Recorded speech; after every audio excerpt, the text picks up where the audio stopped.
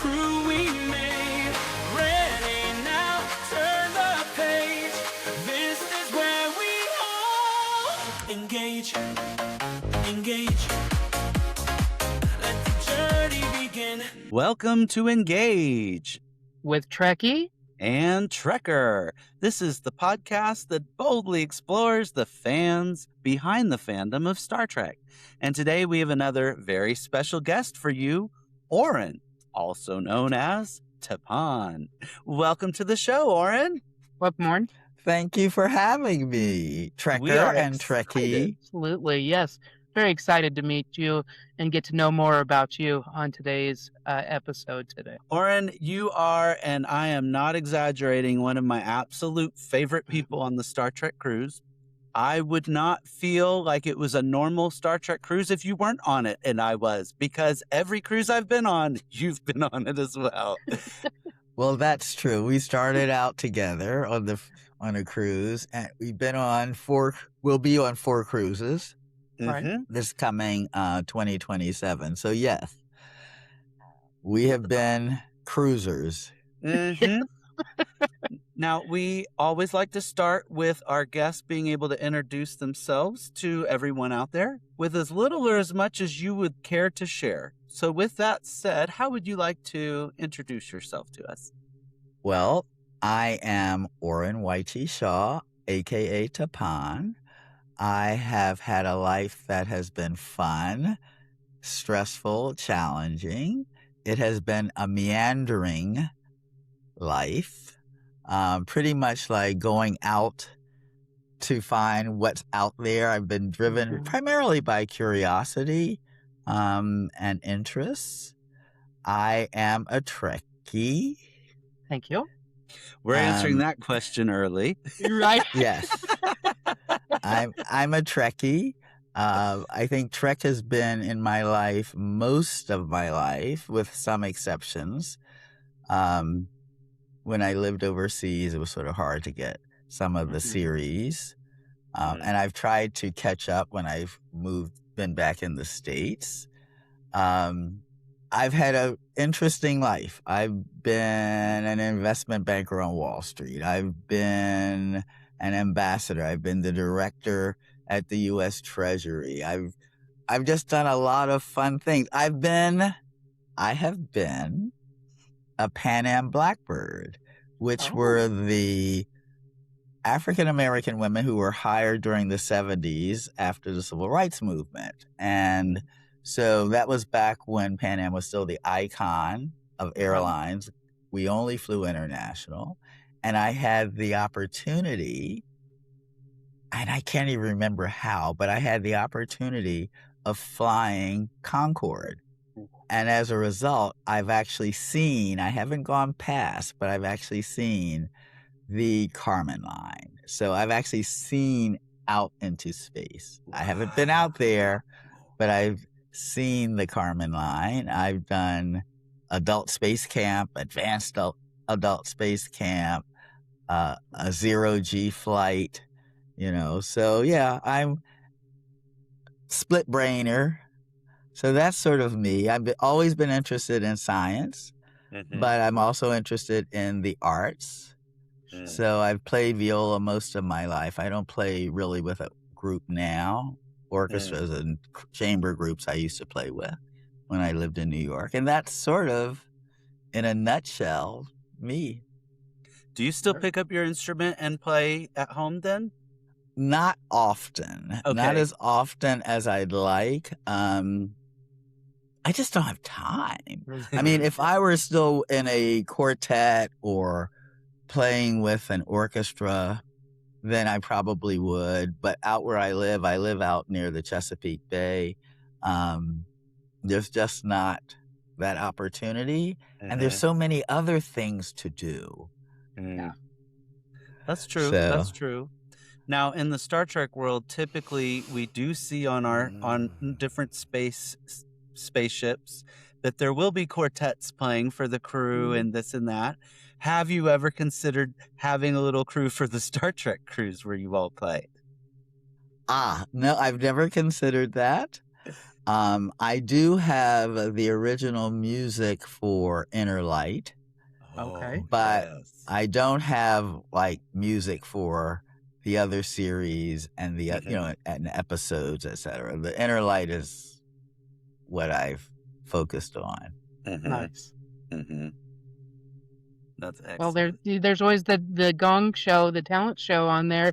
Oren, if you ever feel froggy, I mean, I'd love to hear your rendition on the viola of Inner Light. So, I mean, just throwing that out there. So, Well, you can throw it out. I don't know if I'm going to okay, catch right. it, but I was gonna say, if you do catch it, I can't really play an instrument, but I could do interpretive dance in the background, or we can make sure people are having a good time. Right. oh, I'm sure that's true. I am sure that's true. Cool. Well, kind of getting us into some of the questions that we normally have is, how did you actually first get introduced to Star Trek or discover Star Trek? Now, you mentioned it's been part of your most of all of your life. Do you recall how you were first introduced to it? I think with my father, Okay. because he was interested in science and stuff. And so while I was still home, we sat down and we would watch the premiere, of TOS, and we would watch the weekly episode. So that's how I got started in it. And I was fascinated by it. It raised questions, but it also was just very intriguing because it was so, in theory, so far into the future, right? So, yeah, that's how I got started with my dad. That's awesome. The future seems to be closer and closer because, like, we get closer and closer to first contact day on the Star Trek timeline and all that. And it's like, oh, wow, back when it was still the 1900s, that seemed very far away. And now it's like, oh, it doesn't seem that far away at all. Yeah, no, we're certainly evolving and moving in a direction that hopefully will ultimately result in a Star Trek future. But right now we're going through some of the turbulence before the Star Trek future. And It'd as be I great like if to we could learn our remind lesson. folks, Oh, I was going to say it'd be I great know, if we but learned we our don't- lesson before World War III. well, or even the eugenics war, right? Yes. I mean, there's the eugenics war and then World War III before first contact. So we shall see if we've learned enough. That was one of the things, actually, I was talking about up at Trek Long Island in terms of what we're giving up. And I get it. I'm a member of the Overview Roundtable and, the astronomy section of AAAS. And so the excitement, not as excited as Apollo, but the excitement of Artemis is good. But there are lots of differences between the two, right? Bipolar world versus multi or poly world. So there's lots of things we need to be aware of. And as I said in my talk up at Trek Long Island, it's great. Oh, this is now commercial driven primarily versus True. country nationally driven. Right. And so there's things that we are giving up in terms of budget. And I also, having been in the government, I'm also in the budget since where our money goes. And while there is an enormous enthusiasm, what happens to the 8 billion of us who will not go into space in the next 30 years, right? And as one small, it's not small, but as one example, NOAA being instructed to take up the 50 deep ocean sensors in the Pacific. That is not a good thing. Yeah. That is not a good thing. I was responsible for the Ebola, interagency Ebola. I won't say attack, but to be able to control it, right? I mean, what the U.S. was doing with Ebola in 2013, and it was whole of government. We had NASA, we had NOAA, we had Forestry Service, we had obviously CDC and HHS and Army Corps of Engineers, Department of Commerce. We all were totally full on with it, as well as very, very close collaboration with our international partners. 2026 Ebola is not that. Yeah. And so what does that mean for, again, those of us on Earth, right? You're talking about a new strain. It was a new strain in 2013, but working all together, we were able to come up with a vaccine. There still is no vaccine for 2026. We are not in close collaboration with our international partners. We're not even a member of WHO anymore. So what does that mean in terms of being able to try to confine it to just East Africa? And if we really reduce the revenues, the budgets for Earth science and research, which would include deforestation and water scarcity and some of those things, I can assure you there are other, just the hemorrhagics diseases out there that most Americans aren't aware of because I lived in Africa. Marburg, right, is another one. I mean, there are probably at least a good 8 in Africa. Hemorrhagic diseases, and I'm not even talking about yellow fever and some of the others. So what does that mean for us going forward? There you are. Yeah, I mean it's quite the quandary. So yeah, no, and I don't think most of us do think about that. So, and it's definitely something that we should. I mean, just Trek lore. I think November is worse. I think, if I recall the time frame, didn't it start as a Civil War, then it went World War III, and then the Eugenics War? Or was it eugenics and then World War? I thought eugenics was at one point. I'm not going to say. Yeah. I thought it was in the 90s at one point in the timeline, but sometimes it gets. I'd have to go back and look at the timeline again. Yeah. But both of them were there. Both of them were devastating for the Earth population. And it was only because of those two and the devastation to humanity that caused the Trek future, the Federation, all of that stuff to take hold. So. I'm curious from both of you all, do you all think we're kind of close to eugenics with as much DNA splicing and things that we're doing these days? Like, do you think that's a next step that humans may try? No, I'm not arguing for the pro or the con of it. I'm curious if you all think it's on the horizon or not. Yeah. Well, go ahead. Oh, I was going to say, we've already got Dolly.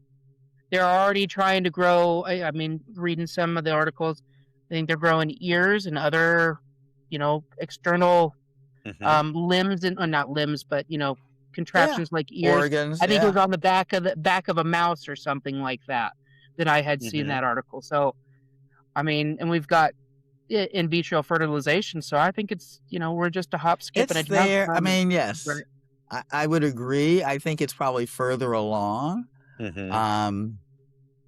There's a company I'm aware of whose owner I will not speak of, but who is doing implants, brain implants. Okay, yes. So that you can control digital items through your brain. There are a number of folks who are implanting, especially out, say, in the tech community, to improve their performance in certain things. So, yeah. Well, so I'm going to just throw from just that. Are we getting closer to genetics or the eugenics war? Or are we getting closer to Borg Collective and cybernetics? Yeah. I mean, just from that, you know what I mean? Because if I recall the lore behind the Borg, they were just trying to better themselves and keep themselves alive. And then they started, conquering, I mean, when I saw a demonstration back when there was the eclipse in, 20-something. I was down in Texas giving a presentation, and I got to see a presentation of this company's technology. And the technology was marketed, and understandably so, for people who were quadriplegics, Yes. Yes. right? Mhm. And As could an not accessibility use tool. Mm-hmm. as an accessibility tool. And so they could use their brains to control their computers, control their phones. Okay.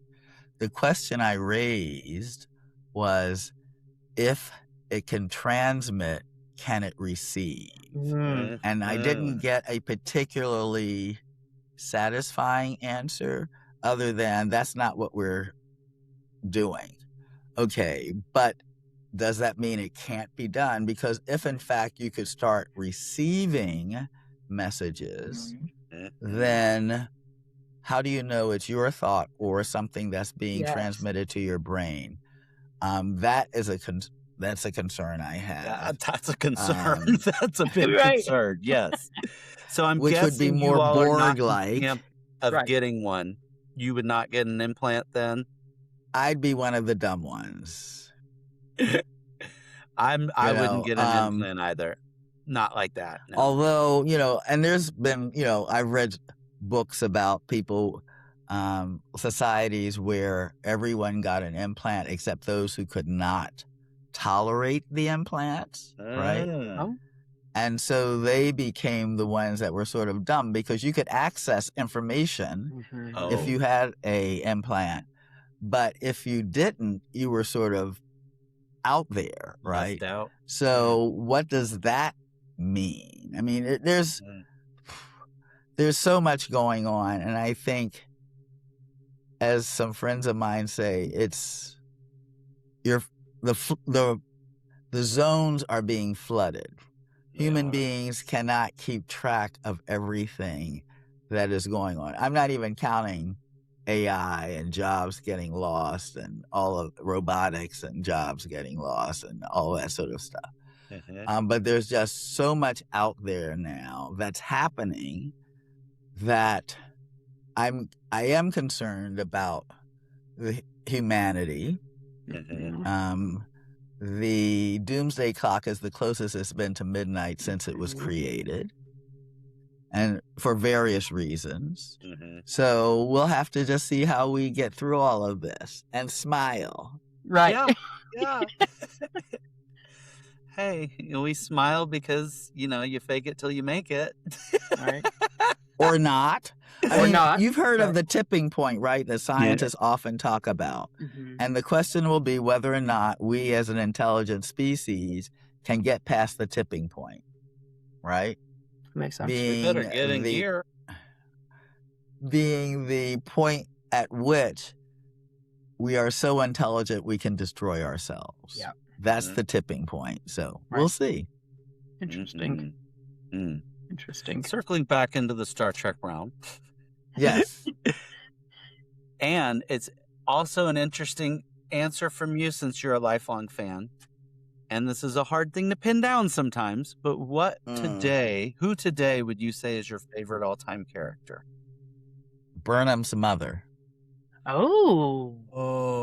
Because she is a Qowat Milat. And Right. as you know, that's who I have an affinity for, the Qowat Milats, because they, Come on. What does the philosophy candor, of ultimate absolute candor? absolute candor, that's the word, yes. absolute candor? And I think we need more of that. Plus, it's a fun costume to get into. Oh, sure, yeah. Right. I just loved your responses to people when they're like, "Oh, you're a Vulcan. Do you want to die?" No. My friend, choose to live. That's right. Choose to live. That's right. Yeah. I'm going to have to go back and watch more of, Picard as well as Discovery. So Discovery, I've done 3 viewings of them, but I mean, I'm slacking. What can I say? They gave us life happens. rich subculture It does. of Romulans. And Exactly. we don't and we don't have enough of it. Like we need much, much more from that, because I would love to see that, because it's kind of Mhm. just like the human race, we have the good people and the bad people. It's a mixed bag. With Romulans, we've always been given this impression of they're mostly bad. They're mostly all conniving and So to me, it was so refreshing to see them. It was like, all right, we're Yeah, getting I to mean, the see the other. origin story, I'd be interested in the origin story Yes. of the Qowat Milat, Yes. right? Yes. So maybe they will, maybe they won't. But that's who I affiliate with. I love it. Gotcha. I Yeah, oh, love yeah, it. no, that's awesome. That's awesome. Kind of piggybacking over your favorites. Again, this is a hard one to pin down and can change, daily type of thing. Do you have a favorite episode or movie in Star Trek? One that you keep going back to? Oh, okay. Yeah, and I kind of figured that is the The probe it's not the from probe. Inner Thank you Light. very much. I wanted to It call it a was the satellite for probe. some reason from Yes. Inner Light. So very Yes, nice. that's Yes. my favorite episode Okay. I can from appreciate TNG. that. Yeah. That episode is to me, it's one of my answers to our other question about mind-blowing episodes, because that was Mhm. like I remember watching that when it first came out. At the end of it, when it was only, such few seconds or whatever, or 30, whatever amount of time it was for Picard, it was like, and he lived that whole life. Right. Yeah. Amazing. Like, amazing. Well, that society wanted to make sure that they were remembered. Yeah. Mhm. In addition to, yes, Picard, and putting it into Picard's head, so he had a sense of what it was like to be in that population. Yeah. I've often wondered after that episode, what did Picard do with that information of like, did he go to a museum and like, I'm going to tell you everything about them, because if he's the only one living with the knowledge, did that planet succeed in their mission? Unless he's shared it beyond, Yeah. No, that's a good question. Yeah. That's a good question. I mean, I think the only thing that one can pin down is that he still had his penny whistle and he could play it. Which I have. I have a signed penny whistle. But you're right. I mean, how to share not only that society, but what that society did to try to be remembered. Mhm. Again, another great episode that could be filmed, right? Absolutely. And how did it affect his leadership? Yeah, that's what I would be very interested in. 100%. I mean, it has to leave, some.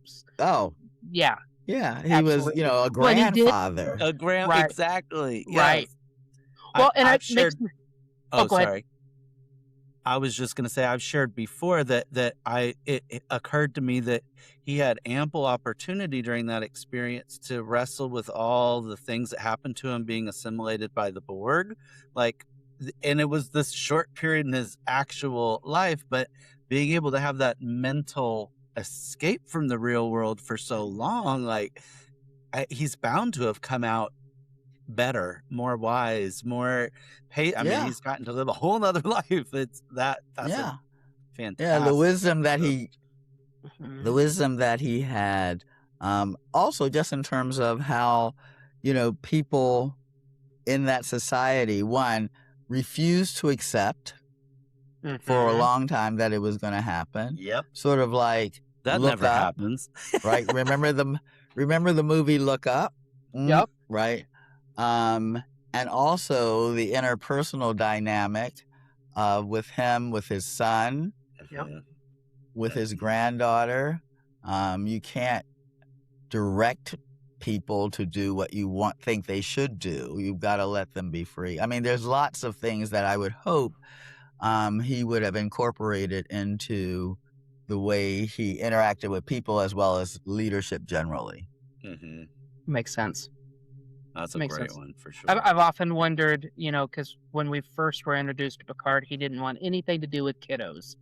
Of course, Right. Wesley was there, and then, and forgive me, I cannot. I know we talked about this before we have on the other episodes when he's trapped in the turbo lift with the kid. It's on Disaster.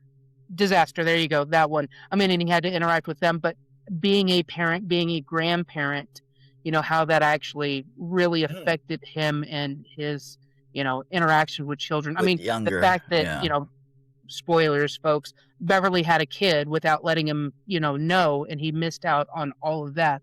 And I know he was at least he was portrayed as being upset about that in season 3 of Picard. I really wonder how that impacted him. Yeah.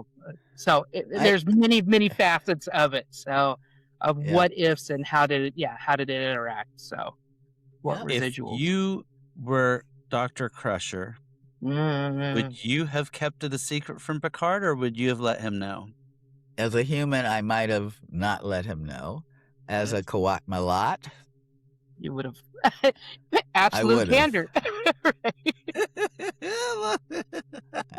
Well, and I mean, Picard is a target. Let's be realistic. There's many. The Cardassians used him as for oh my goodness, why am I drawing blanks on things? But when they captured him in like Chain of Command and stuff, I mean, and so I kind of get why Beverly didn't say anything, because you don't, on all these movies that we've seen, even outside of Star Trek, having kids or having a family, you can be manipulated through them. So absolutely. I mean, you're susceptible to a greater risk. Correct. And they are susceptible to risk. Yeah, that's true. So, that's true. Not everybody can be Benjamin Sisko, so we can try. Yeah, right. I love that man. He was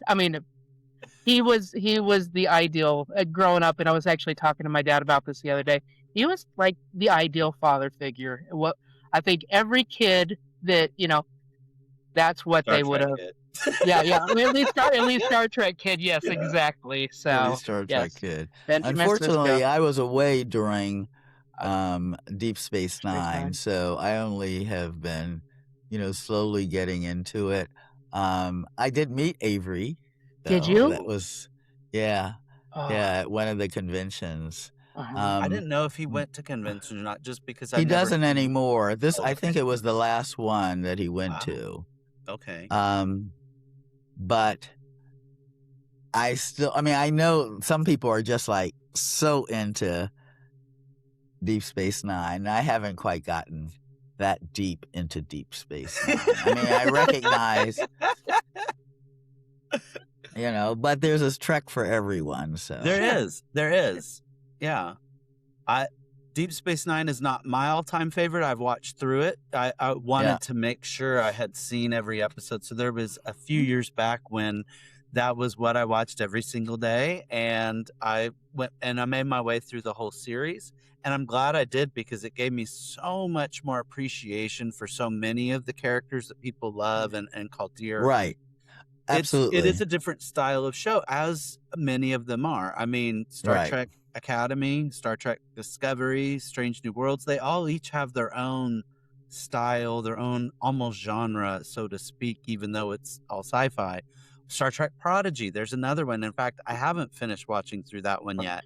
And I'm doing that. I'm doing that now, actually. But I like that there's different Trek for everybody, that there's different options, because it's reflective of IDIC, infinite diversity and infinite combinations.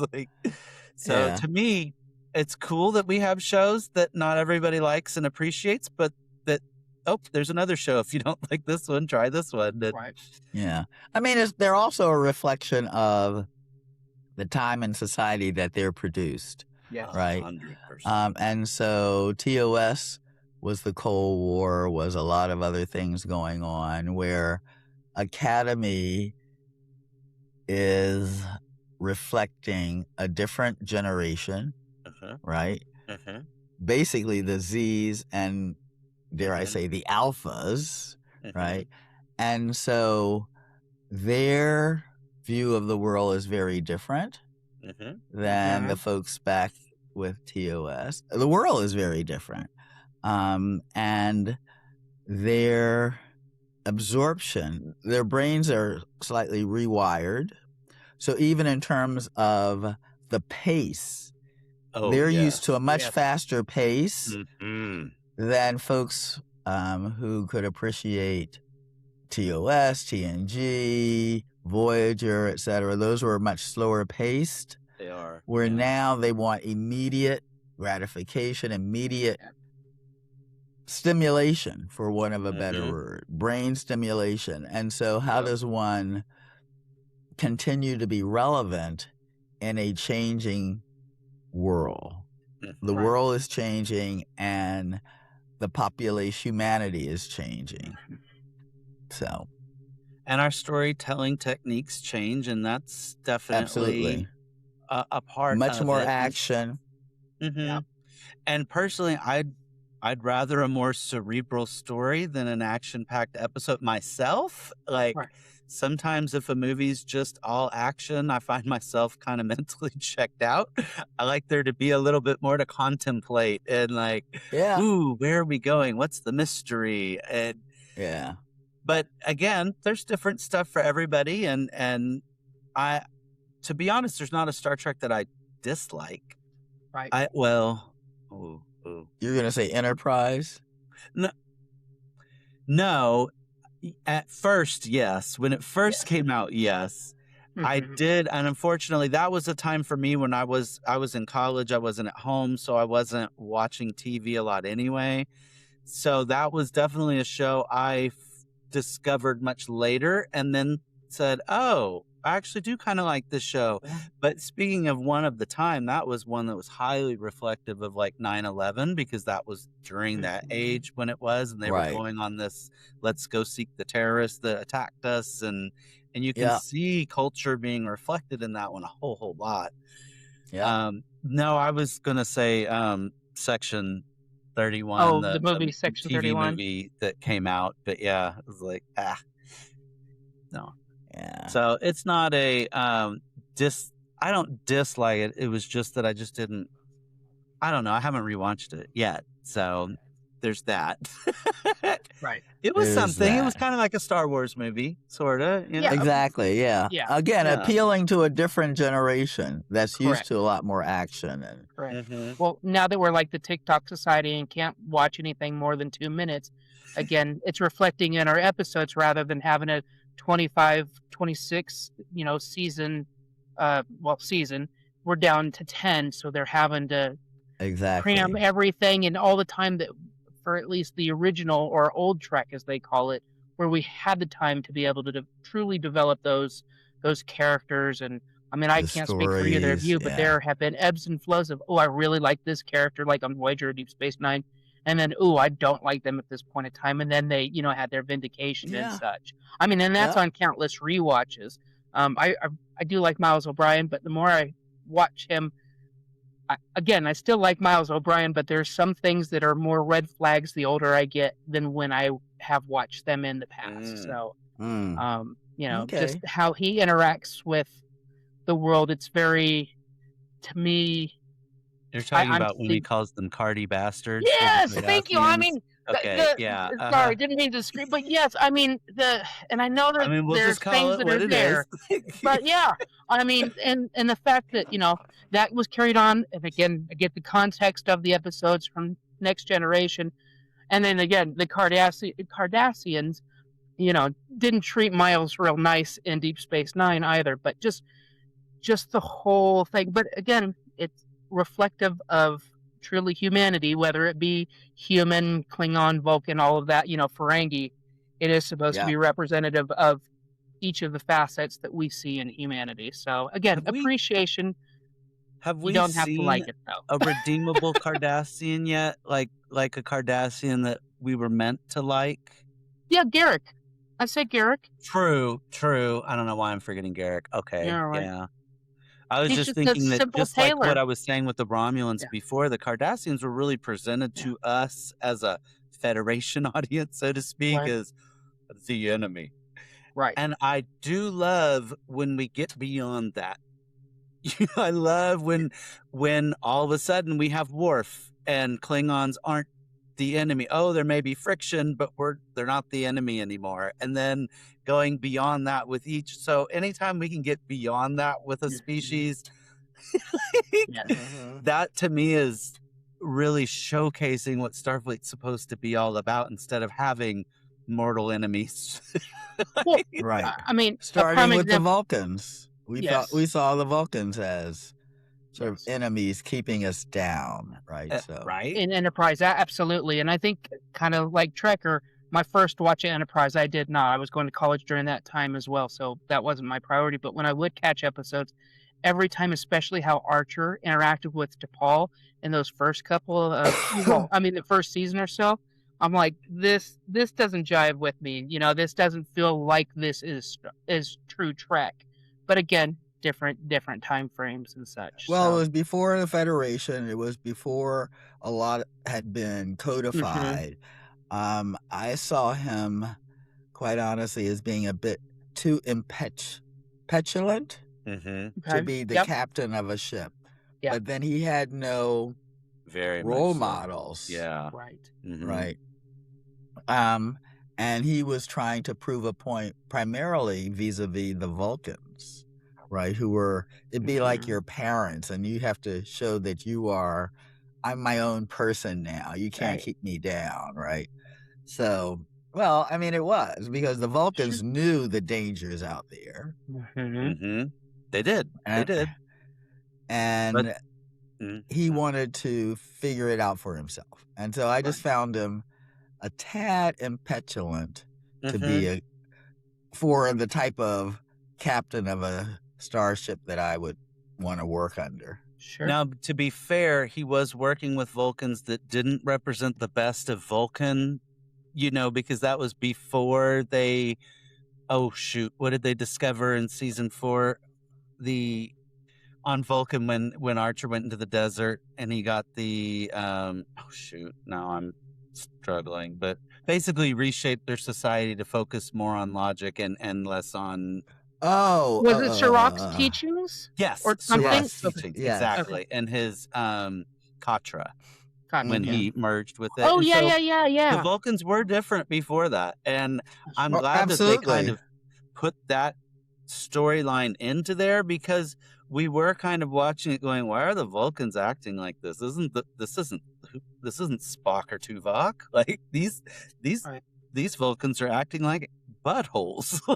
Well, and that was the origin of the Romulans, right? They're True. the distant cousins. And so they kept all of that.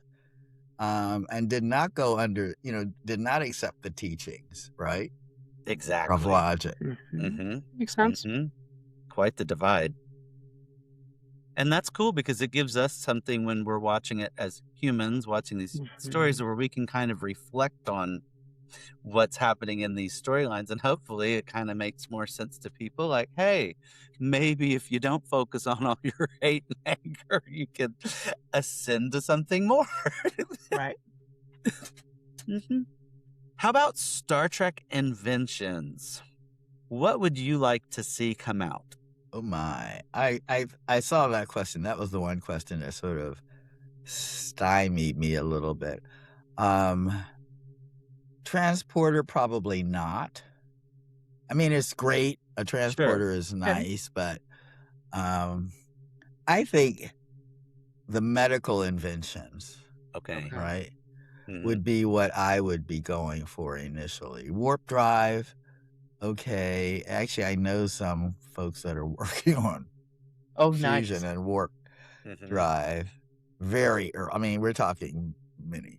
But, yeah, I mean, I think where we are today, yeah, it would probably be the medical inventions. The medical tricorder. Yeah. You do the tricorder, all of the above, like a kit with some dermal regenerators, some hypo sprays. We have hypo sprays. The military uses them already, right? They've been using them for years. Right.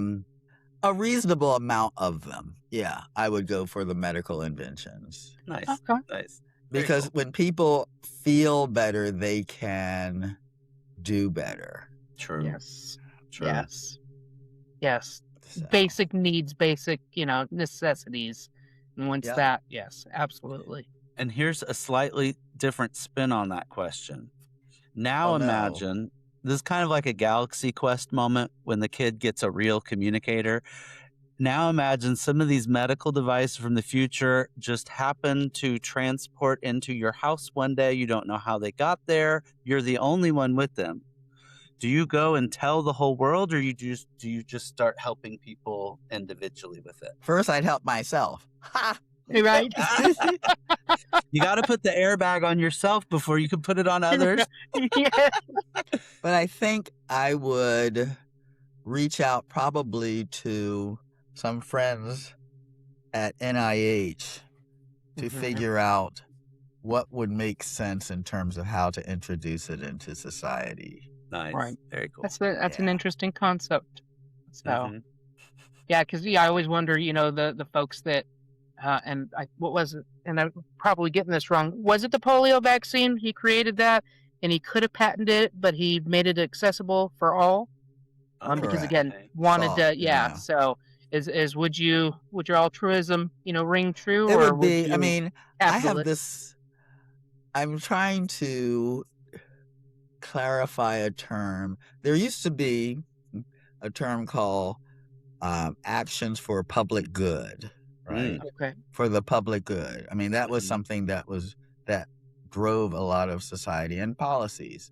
The most obvious would be the Convention of the Sea, Mm. which was established, negotiated, and agreed to under the UN back in the late 60s, which I think everybody signed on to, so that the way in which countries and the companies that flew their flags treated the ocean was agreed upon.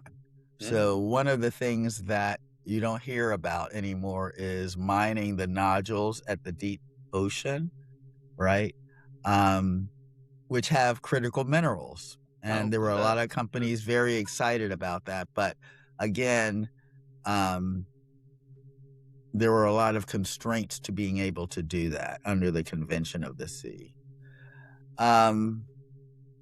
Now, taking it beyond, I sort of think, how do we come up with, define, and even more importantly, enforce? Because it's easy to enforce Convention of the Sea, right? The ship, Right. we have ships are there. It's a constrained space. You can't fly away or whatever. The global public good, which would encompass also what's going on in space. And that, I think, is going to be a harder one if we can actually get to it. I know the UN is working on updating the treaties about space that were sort of signed on in the 70s, like Okay. during Apollo. But the world, again, has changed. It refers to nations, right, doing certain things. Well, We need companies. and in theory, the companies that work for those nations, the issue is going to be it needs to be expanded, I think. And more importantly, or as importantly, how will it be enforced? Convention of the Sea could be enforced. How will that be enforced? If we come to a consensus, even to something like that. So something needs to be. I was watching an infographic that was showcasing satellites that have gone out over the last however many years we've been putting up satellites, and it was just funny how it was pretty steady, and then all of a sudden, like, I don't know, like 11 years ago, everything like doubled, tripled, quadrupled, and it was like putting out like all the internet satellites that we have everywhere, and Amazon and Skylink and that. And it had me thinking, like, I realized that it's a very large sphere, and that those things are not all that large. They're relatively small, but it still amazes me that we're not hitting into junk, or that it's not hitting into each other left and right at this point. Yeah. That's the concern that a lot of scientists have, right? But so would an agreement like that be part of, like, space Well, things like that, or is it what you could? I mean, put- in theory, there's an agreement that it has a usable life, and they should be built so that they burn out before they hit the atmosphere. Mm, In theory, yeah. the same is true for the rockets, whether they're the boosters, whether they're reusable or not reusable. But all of that needs to be, in theory, and I keep saying in theory, needs to be codified. And then how do you enforce it? Mm-hmm. Enforcement is really the key. Mhm. So, and all of those satellites have access to Earth data. Are they going to share it or are they going to sell it? Yeah. I mean, Right. so Yeah. we'll see. And if How it's it's my used, data, yep. can I get a little bit of the the what is it? The profit from my data that you're selling? Yeah. Or for countries that can't afford it. Right. Mhm. I've often wondered about that as well. As I mean, ultimately there are countries that considered first world, all of that good jazz. How are we actually going to deal with second and third world countries? And are they just going to be pushed away, or are we going to truly Incorporate encompass it. as humanity? I mean, even the third world is trying to be there. I mean, there Yeah. is Mhm. in Africa, I know, and in Latin America, there are space agencies. Second world Okay. is actually engaged. So India, the UAE, a lot of the Middle East actually are a bit more engaged than the developed country, the third, if you will, the third Yes. world. So everyone's interested. Sure. It's just, how will they interact with, That right? makes sense. I mean, Right. ideally, Kenya should be one of the major launch points, just like Guyana, because it's on the equator. And Okay. so, Mhm. but trying to negotiate that, I mean, there's just so many things out there that need to be considered and with some intention. Mhm. And we'll see how that happens in the Trek world. We're hopeful. Right. You're right. Yeah, it's fascinating concepts, and I mean, Mhm. I just watched Disclosure Day the other day. I mean, and if you're Oh, not did you? familiar, How was it? I will tell you, I have to keep in my mind, it's not Close Encounters of the Third Kind. Again, it's a different, Right. Yep. But I really actually did enjoy it. There were a little bit of slow moments and stuff, but kind of like Don't Look Up, the movie Don't Look Up. Ignorance is Yep. bliss, so to speak. I really do wonder, without having a war, because I mean, not trying to give spoilers, but without having a war, what can bring us together? And I've always steadfastly believed, if we knew that we were not the dominant creatures of the universe, that we'd be That might humbled in our be. humility. Yes. I Yeah. mean, and I think, rather, we've talked about nations and such like that, is where's the line? And again, this will change based on who you speak to. Where's the line based on nation and species? Truly. And I hope within my lifetime I get the opportunity to see To the see coming that. together. So Yeah. everything that goes wrong out there, I'm like, we're getting one step closer to Star Trek. That's what I always, to keep that smile on my face. We're right where we need to be. I mean, as sad as it sounds, we're right where we need to be. So Yeah. I'm hoping to see it next week, maybe. yeah, Yes. right. Yes. Me too. I mean, not where it is, but Yeah. Disclosure Day. Yeah. Oh, okay, I got Oh, you. Yeah, it was Disclosure Day. No, really I good, wanna see actually. the change next Okay. week. Yeah, No, right. I no, mean, the change isn't happening next week. yeah, I was about to say, I'm good with next week too, if that's the timeline we're looking at. So No, let's I make think that it's happen, Coach. generational. Yeah. Generational. It's, I think, probably, but I definitely would like to see, Disclosure Day. Yeah. So I've been looking to see when I can see it, maybe on Well, Monday so or. I'm it's not Star Trek, but I mean, and I'm not trying to have full philosophical. We could totally Oh, we're have that. And going one of the there. reasons I love this, aliens real or not? Aliens. Oh, well, extraterrestrial. I mean, not necessarily green men, not the, necessarily the Intelligent. I mean, say. well, Yes. life in the galaxy, Life. yes. Yeah. intelligent life in the galaxy, maybe you mean existing now, Yeah. right? Like in If our I'm reality. still looking for it on Earth. I'm just kidding. I'm just kidding. no.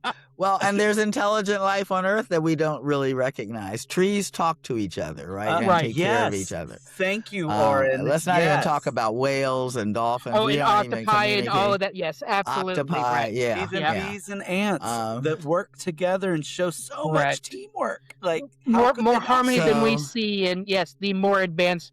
So yes, the more advanced life. Intelligent life, I would hope so. Maybe. Sure. Yeah.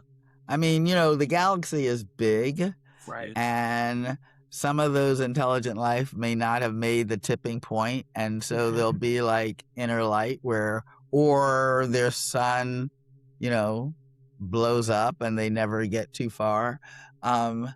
Intelligent life, I would hope so.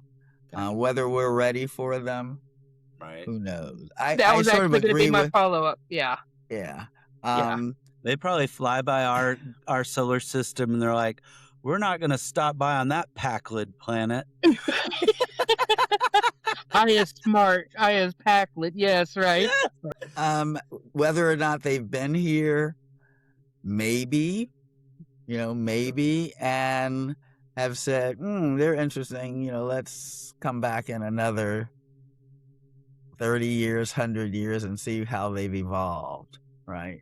I mean, I don't know, did any of you ever see The Day the Earth Stood Still? Loved that movie. Love that movie. Yes. And it's interesting that it was filmed so early ago, right? And it may be that they're waiting until we get to a place where they think, okay, you can now join us because right now you're too wild, right? I love Michael Rennie's, I don't love it, but Michael Rennie's monologue at the very end is interesting. Such a classic. And whether we listen to it. Yes. Right. And we are referring to the original and not the remake, which was an interesting movie too. But the original. The original. The original, yes. Yeah. Michael Rennie was in the original, so. Yes. That was a good one. That was a good one. I'll have to go back and watch that. I see, I love these things because it gives me something to, do additional research on, get to know people better. So, jumping back, and we've talked about a heck of a lot of stuff already. Is there one particular moment in Star Trek that you can think of right at this moment that just blew your mind and you went, it was like either eureka, an epiphany, or, just made you kind of change the way that you think? I hate to keep hearkening back to Inner Light. No. But for me, that really was sort of not blow my mind, but how to look at life. Yeah. Whether it's 20 minutes or, 100 years. That one for me, and I think, you may or may not know. One of the reasons I'm into Inner Light is because my husband and I were into Inner Light, and he was my inner light. I keep our lives going.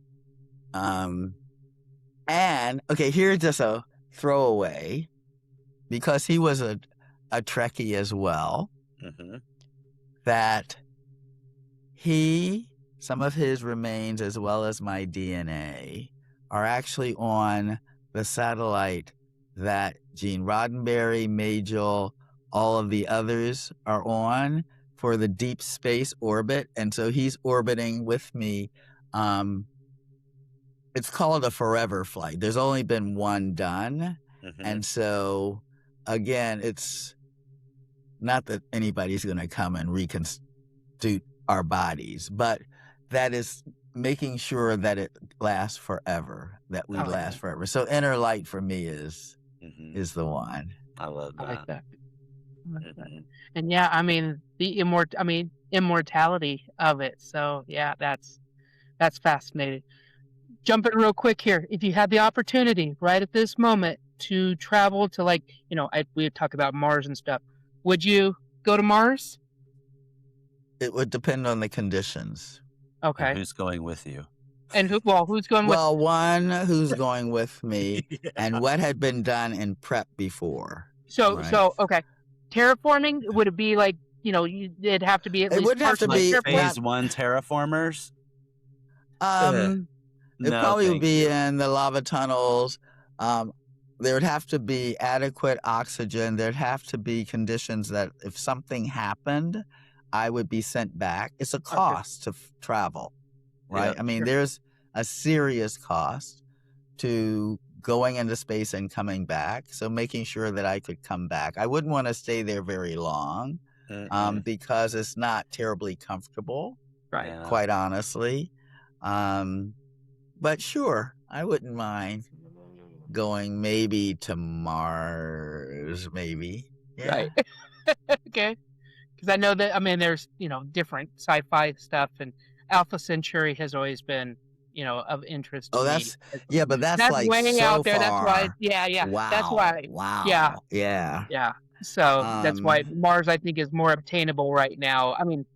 So if there is such Yeah. a thing as obtainable right now, so. That would be like Mars, probably, Yeah. because they haven't really looked at some of the moons well enough to understand whether Right. or not, what the conditions would be. Mhm. We sort of know what would need to be done, sort of, for Mars. It would be easier on the moon because it's still within the Earth's, what is it called? We wouldn't get as much of the radiation and I stuff was wondering if it was on the radiation you were moon going for. Yeah. as opposed to Mars. And quite honestly, I like a little comfort. Right. Same.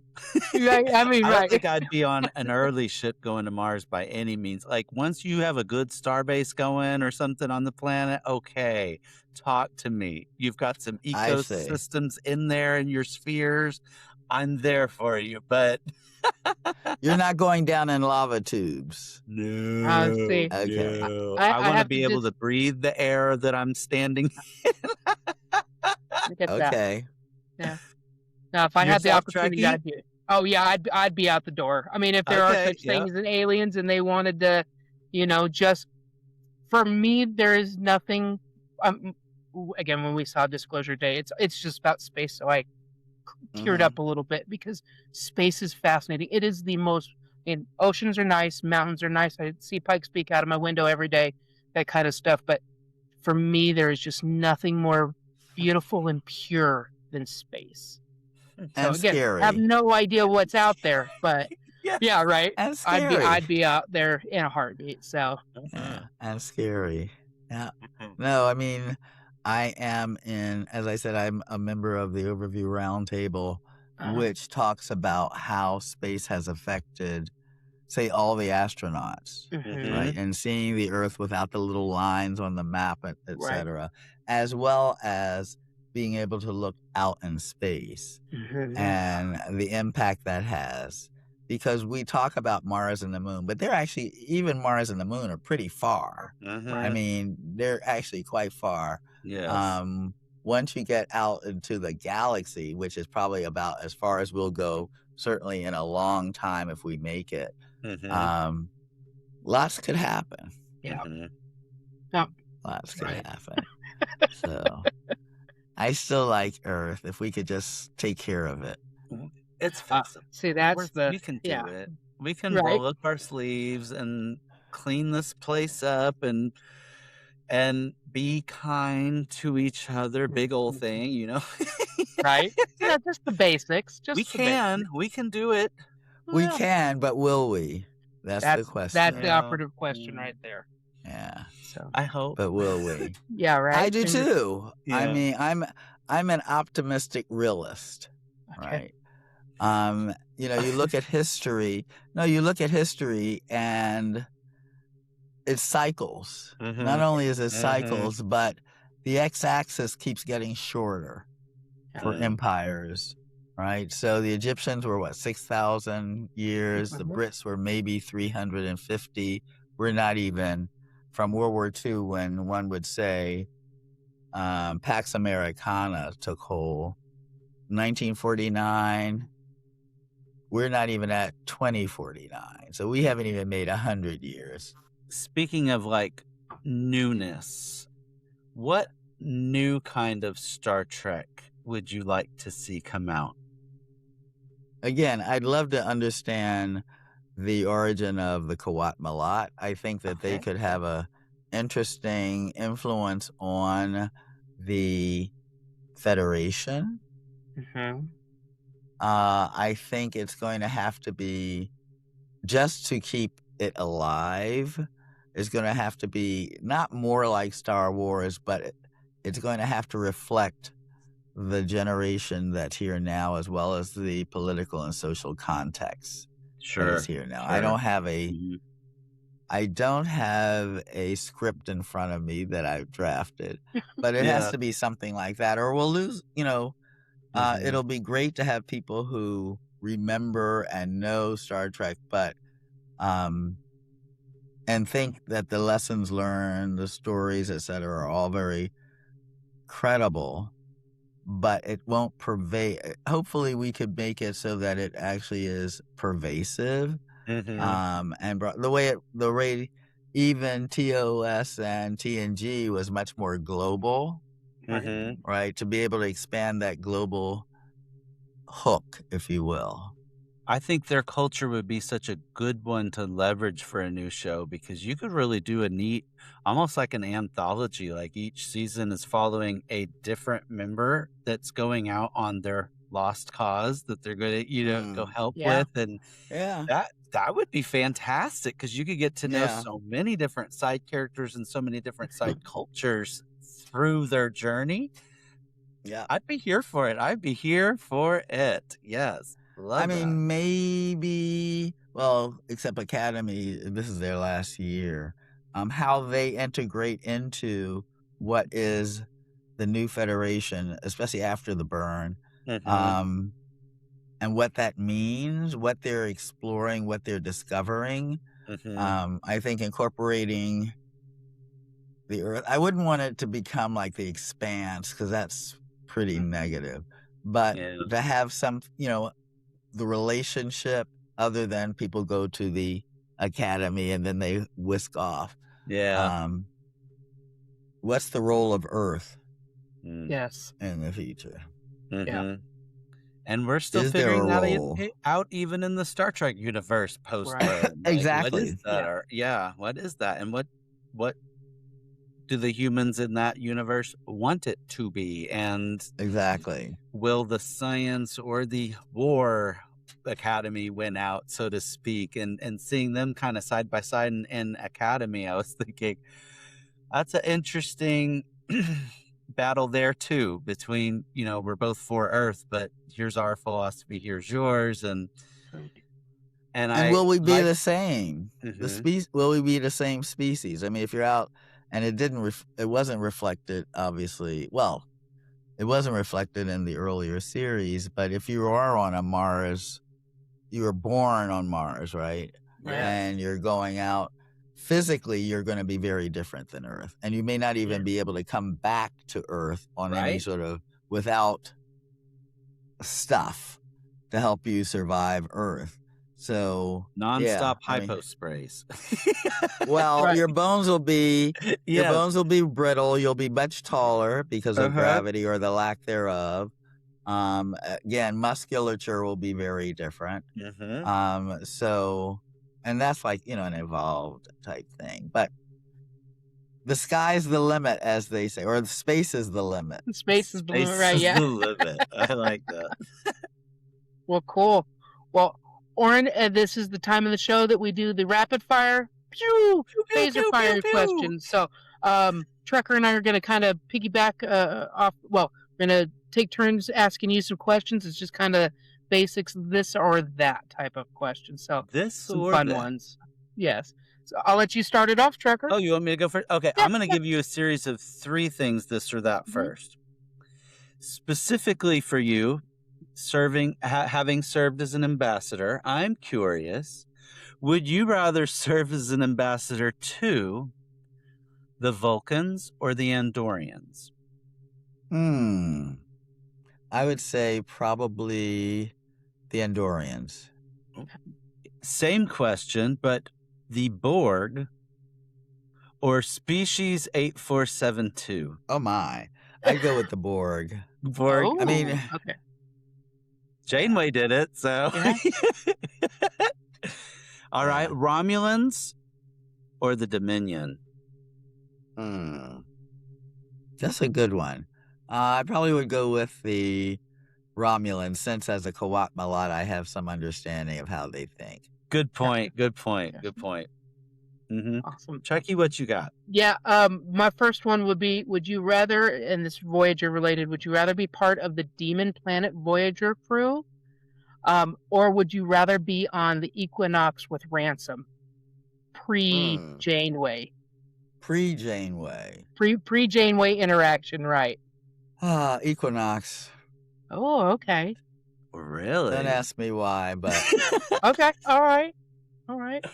I mean, unfortunately, we all know, if you've watched Voyager, we know the fate of the Demon Planet, crew. True. But, I mean, well, hell, we know the what happened to the Equinox, too. So, yeah.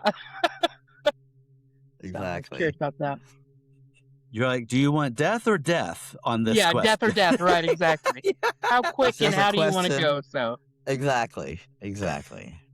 Okay, I've got a series of would you rather have as your captain? Who would you rather serve under? Captain Saru or Captain Sulu? I probably would go with Sulu. Okay, okay, I like. I mean, I like Saru, but sure. Would you rather serve under Captain Janeway or Captain Freeman? Oh, That's interesting. Very different Probably style Jan- ships. yeah. Yeah. Probably Janeway. Janeway. Okay. And Captain Kirk or Captain Picard? Picard. Trekkie, what you got? Would you, if you had to be one or the other, would you rather be a Soon type android or a hologram with a mobile emitter? Hologram. Okay. There are a lot of options there. Right. I mean, right, because you can change, your appearance and whatever your matrices would be. So, yeah. Cosplay would be so easy. Exactly. I have some first officers. So this one would be, who would you rather have as your first officer, as your captain? Would you rather have First Officer Una or Spock? Spock.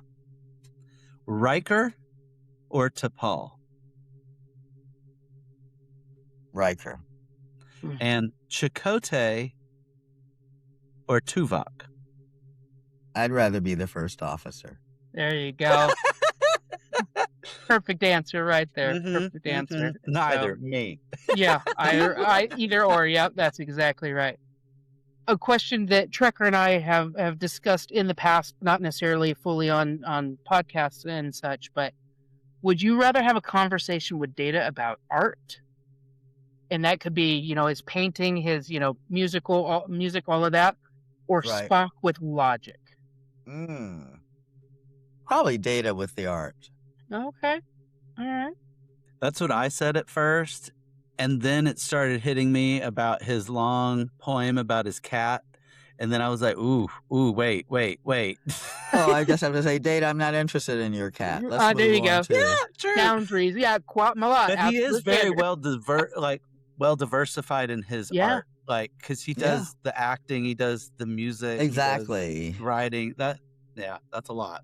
Yeah, after you and I had discussed that, Trekker, I started to think about all of the things, he was trying to, the theater, he was trying to do Shakespeare and such, to try to get better attuned with humanity. And then the episode where I think it's Joe Piscopo plays the comedian and he's trying to do the comedy and such. So, yeah. I mean, the character that they developed, and that Brent Spiner developed for him, very, very diverse. I still, after thinking about it, Trekker, I'd still go Spock with the logic. Okay. I mean, just there's so many, I'd ask him multiple times to try to explain and not necessarily defend, but to defend, his thought process so that I could potentially expand on mine. So Mhm. Maybe because I have a degree in theoretical mathematics.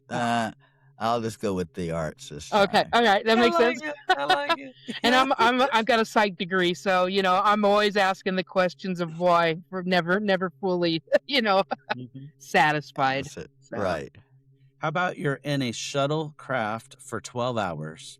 Would you rather be in the shuttlecraft with Q or Guinan?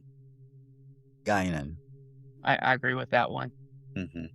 Q would probably be annoying after a few minutes. Like, I said See, minutes, not even an hour. Minutes. Yeah. Well, because he jumped out of the shuttle, then he jumped back into the shuttle. I mean, You might all of a sudden be in Robin Hood. All of a sudden you're somewhere else. Where Guinan has lived long enough that she would have a lot of stories to tell. Yes. Mm-hmm.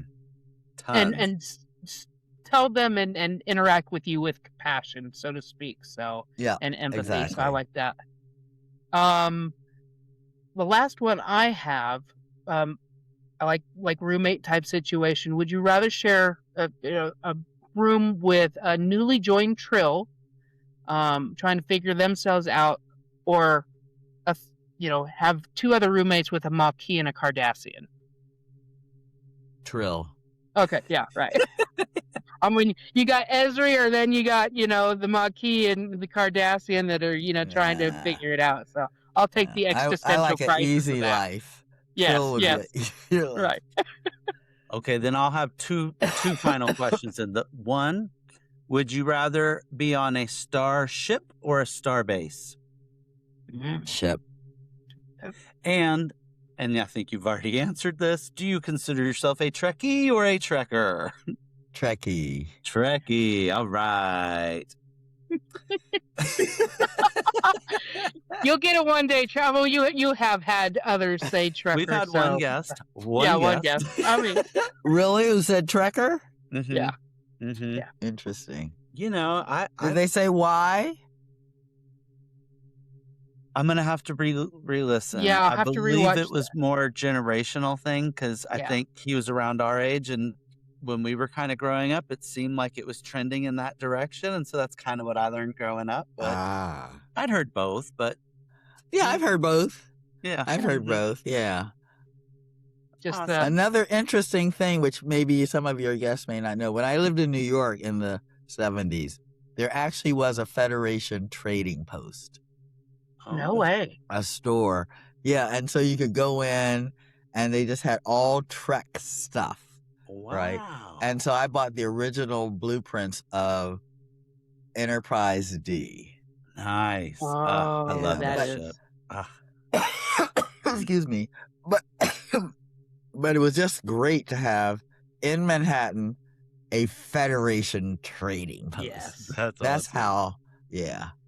I have to say I'm really sad for any of you folks that did not get an opportunity in the late 1900s, as it sounds funny to say, but in early 2000s, the Star Trek experience at the Las Vegas Hilton, that was a lot of fun. So yeah, my mom took me for my 21st, and I mean there weren't Trekkies, mom and grandma, Right. and they had a blast just with the Klingon breathing down your neck trying to yell at you. The Klingon and then there was experience. a Borg experience. Yes, I mean the it was Borg and then, experience. it was on the cruise this last year. We had Armin doling out drinks and such, but to sit behind the porch same. bar, it's not the same. So Yeah. Yeah. My husband and I missed actually.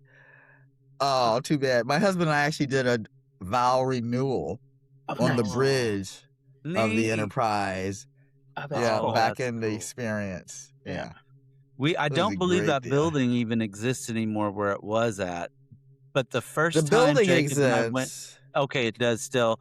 When Jacob and I first Yeah. went to the Star Trek Las Vegas, we walked to the space where it was, and you could almost still see the emblem on the wall and everything. I was like, Yes. oh, I'm so sad we weren't here. Right. when Yeah. this No, was the building actually is open. there, but that whole space has been basically closed down, and they never were able to get something other than, I mean, what was planned was for it to be a Michael Jackson theater. Mhm. and Michael Jackson died. I mean, the negotiations between Okay. Paramount and the owner, the franchise owner of that Hilton, never. I mean, he was a Michael Jackson fiend, and so he Okay. didn't want to come up with a new contract, a new 10-year contract or 5-year contract. He wanted it to die so that he could open up a Michael Jackson theater. And so finally they all walked away from it, right? Cedar Point, that actually ran it, Paramount and Columbia, that had the trademarks and and I think it was like maybe 3 months or within 6 months, Michael Jackson died. That's why it's closed up. It never Closed up. opened up as a Michael Jackson theater, which is Gotcha. so very sad. And then the first Abrams movie came out within a year, and it would have been packed. Oh, it would've- would have been. It I would mean, It would heck, have been. with all the real estate that's sitting around right now, anybody watching, let's yeah. There's Yeah. build areas it, in build Dallas it. if They you will want to build come. one. I mean, And there was a campaign to try to reopen it, Mhm. or to open it somewhere else. And it was so sad because they had to tear down. Yeah. You would have seen all of those big ships yeah. at the entrance had to just be torn down. They could not be kept. A lot of the stuff was kept and eventually was auctioned off, but some of the stuff just had to, because it was built for Mhm. that space, right? Mhm. And there was a decommission ceremony that Bill and I went to, and it was very, very sad. And all the actors, the Klingons, the Orion, Yeah. they are the longest running Star Trek actors in any series. Oh, wow. They were there for 10 years. Nice. Wow. Oh my Yeah. goodness. Yep. And they were hired by Paramount. I mean, they I wish we weren't did have a hired by series that Hilton. lasted 10 years. Right. Yeah. Mhm. So hopefully, we get the cruise, and then we get all the conventions and Star Trek Las Vegas and such. But hopefully, and I know you can see the I think it's the original set from TOS up. If that's Oh, up Ticonderoga. in Ticonderoga. Yeah. So, but I'm hoping that. Have you been there? I have not. That is on Yeah. my dad actually lives in upstate New York, so that is. Oh. So you should be able to. Yes, Yeah. that's when we go visit him. That's my bucket Okay. list. So. Okay. Yeah, and again, looking at your, behind you, I love the paint scheme and the layout. So, yes, that's Beautiful. yes, I love that. Yes. Ugh. The minute I felt like I was home. Yes. The Yes. contractors who did this, when Uh-huh. Bill and I decided to make the basement the Enterprise, they were Trekkies. And Okay. so I said, well, I want it to be like round, like the round Uh-huh. doors and all that sort of stuff. And they said, well, it's going to be awfully expensive to actually round them, but we could cant them so that Yeah. it sort of looks round and use the original color scheme, it which looks they perfect. did. Yes, Which it's they did. amazing. Well, it's Oren, not that's perfect, but yeah, it's nice. And we have the bridge back there Mhm. where it has the Nice. sign, where it doesn't have the sign saying Starfleet personnel only, but that's the bridge and home theater. And yeah. That's awesome. Very fine. Thank you very much for sharing that and everything that you've shared today. I mean, I know that Trekker and I, love the opportunities on the cruise to get to talk to you, and any time outside of that. So we definitely will be reaching out again and seeing if you Absolutely. have a few moments to squawk with us. So Mhm. And I don't know all the stuff. I need to go through. I have a list of all the episodes and movies in chronological order by star date. okay, And okay. I want to go through all of them by star date, Nice. but I haven't done it yet. Eh, Yeah, But I will. it's good Right. to have goals. goals, right? Exactly. Gotta have something Exactly. to look Mhm. forward to. So no, that's awesome. Well, Thank you again, very Next time we much. bring you on the show, we're going to ask you an update on your Stardate chronological viewing. yes. We'll Do you know see how where you're at in many- the timeline. All of the series, all of the movies, all of the animation stuff. Nice. I mean, that's like a couple of years. I was Mhm. about I to can't- say yes. Absolutely it is. So So we'll see. Mm. We shall see.